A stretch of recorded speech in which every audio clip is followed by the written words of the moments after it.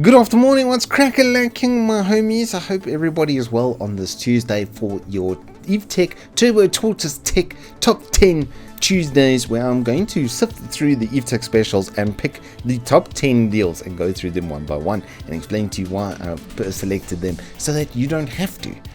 Starting off with number 10, we have the 5700 XTOC.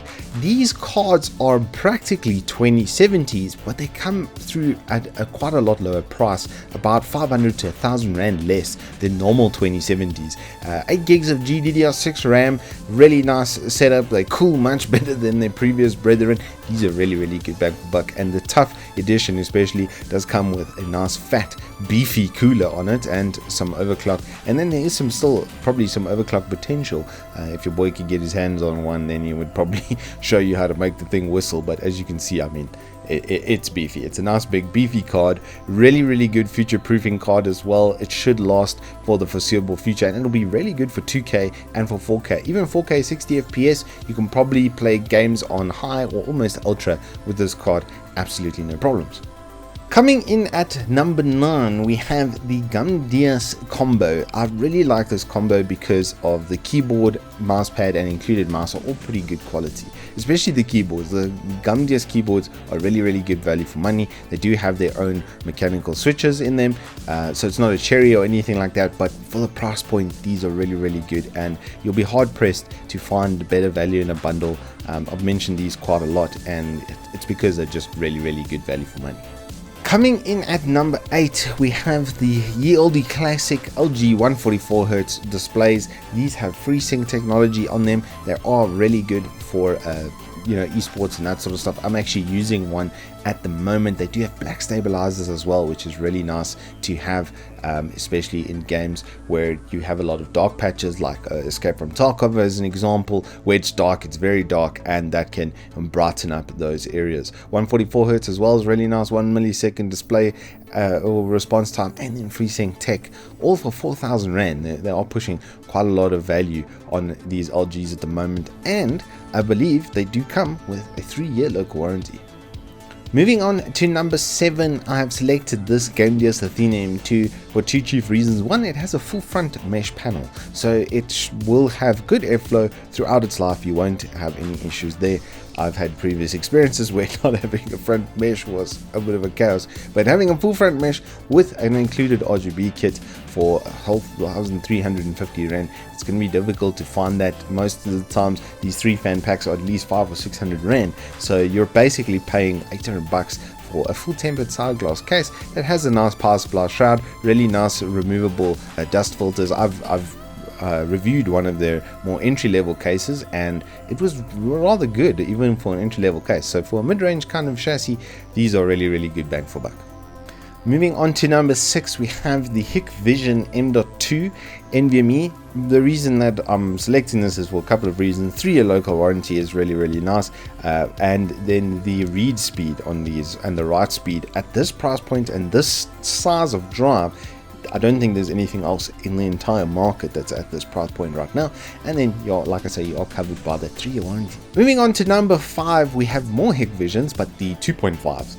These are probably the best buys you can make if you just want a general SSD, if you want to upgrade an old laptop or something to that effect. 700 bucks for the 256, and I believe 1,200 then for the 512, and they come with 5-year local warranties. And I've tested these, and they're very good. They're almost as good as some top tier, like the best of the best. I won't mention any names for their sake, but I have tested these, and they are phenomenally good, especially with small files. So for loading up things like games, Steam games, CS and that sort of stuff, a lot of small elements, these things kick a lot of ass. Moving on to number 4, we have the Dell Full HD range. The 24-inch is coming through at 1,899 with a 3-year local warranty. This is probably the best and cheapest way to get a 1080p IPS monitor. And because it's IPS, the colors and stuff are going to be absolutely fantastic. Normal sort of brightness, 6 millisecond gray to gray time. So it's sub 8, so all your color is at 8 anyway. So as long as it's sub 8, you're not going to notice it, especially on a 60 Hz panel. It does also have VGA, which is quite interesting. So if you need to run it on an older system or something like that, this is going to be a really good buy for that. And then similarly, the 27-inch has FreeSync, and it's 75 hertz as well. These are just phenomenally good bang for buck for casual sort of mid-range gaming stuff. This is going to be fantastic. 75 hertz is quite nice to have. IPS, nicer brightness on this. Normal 8 millisecond, great, 4 millisecond in the extreme mode, and well, a nice thin bezel, pretty little stand, like quite unassuming monitors. They're not the overly flashy looking, which some people like. Maybe you want a cleaner look on your desk. I certainly prefer a cleaner look. These are really good, 3-year local warranty as well. Coming in at third place, we have the Model O and the Model D. Both of them are sitting at $899 right now in the Evetech store, and they're absolutely fantastic. They have some of the best sensors you can get, really good on switches, build quality is fantastic. I'm actually using a Model O. This is my new favorite mouse that I will probably be using as long as they keep making it. The Model D is a little bit more ergo. This is more for ambidextrous. The Model D is a little bit more ergo, so it's a bit better for people that prefer an ergo shape. It is a bit wider and bigger as well than the Model O. It is a little bit front heavy though. That is one of the reasons I preferred the Model O to the Model D. Is the Model D is a little bit front heavy, but at 68 grams it's not that noticeable unless you're a nitpicky fool like myself. Moving on to second spot, the LG 27-inch Full HD IPS G-Sync capable 144Hz monitor. Now, G-Sync monitors usually drive quite a high price. You're looking at generally about 2,500 to 3,000 Rand extra to get a G-Sync type monitor. And this is IPS with that sRGB color palette, a 144Hz 1 millisecond response time. So it is going to be ultra crisp, ultra smooth, and G-Sync, having G-Sync when you're dropping a little bit lower in frame rate with some more kind of extreme games and stuff is absolutely invaluable. It can make 40 frames per second feel like 80. It is really nice to have, and at the price point these seem like a bit of a steal right now. And finally, the number one spot I have to give to these upgrade kits with the 2700X 8-core 16-thread processor with a board with 16 gigs of RAM for 5,499 Rand. If you're looking for something to do gaming and a bit of crossover work into development, video editing, etc., this is absolutely fantastic.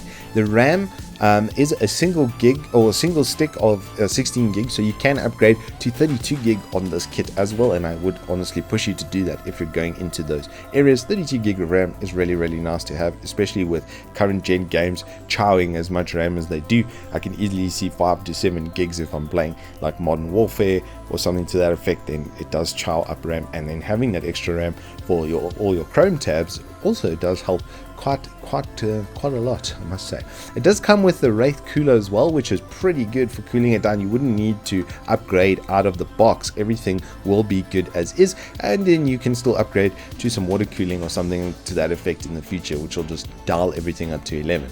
Some honorable mentions before I leave you though: the Marvo GT80 wireless. I have used the GT64. It was really good. Almost, well, literally everything worked as it would with the PlayStation, and this is probably no different. These are really good bang for buck. They do have the headset connector on the bottom of the pad as well, normal micro USB for your pairing with your console, and then they have put in some extra buttons for the PC, so then you can probably program those. I'm not too sure, I'd have to check on that, but for a wireless controller that the touchpad works and everything works as it would with a normal PS controller at the price of 399 bucks, it is kind of a steal.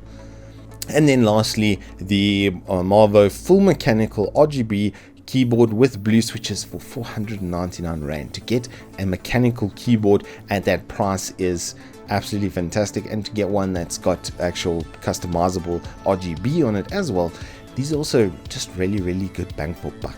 Anyway, we do hope you've enjoyed this roundup. If you guys need any assistance or anything, just hit us up in the comments down below, and myself or the Evetech marketing team will try and get back to you as soon as possible. Until then, hope you guys keep well, and I'll see you on the flip side.